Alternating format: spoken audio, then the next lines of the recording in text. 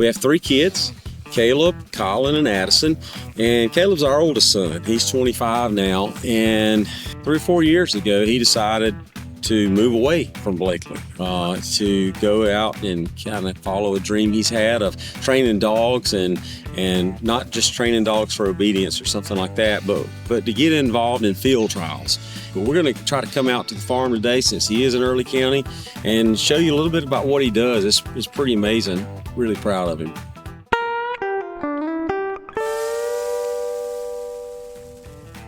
All right, so this is my son Caleb that I was telling you about, and he ended up outgrowing me. Caleb, tell us just a little bit about the name of your company, or what do you call it? Your Tall Oak Retrievers. We just train retrievers for field trials, just competition.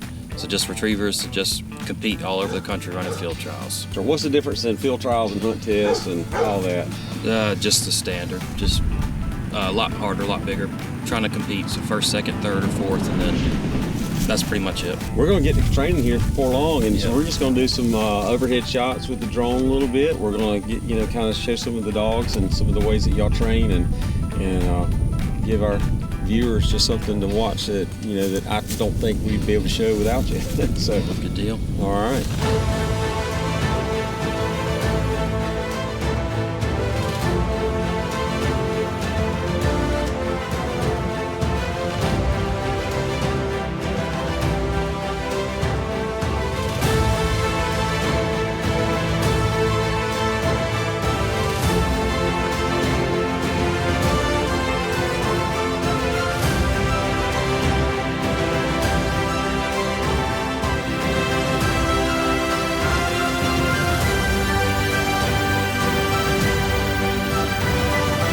All right, today Miss Becky Mills has come out to watch Caleb train, and she's actually been training for a long time, long time, to enjoy Labradors mostly. Goldens. Okay, so she lives up in Cuthbert, which is about 30 miles north of here, which is another small town, similar to what we call Blakely small town living. But tell us a little bit about the name of the game. Like, what is Caleb trying to teach right now? Like Caleb is a specialist for young dogs. He's a specialist for young dogs. So the idea is that he's running these dogs in a derby, is that right? And qualifying. So up to 2 years old, I think, for derby. And then qualifying doesn't have an age limit, but usually it's a younger dog. We may have to get a little closer with these dogs whimpering like that.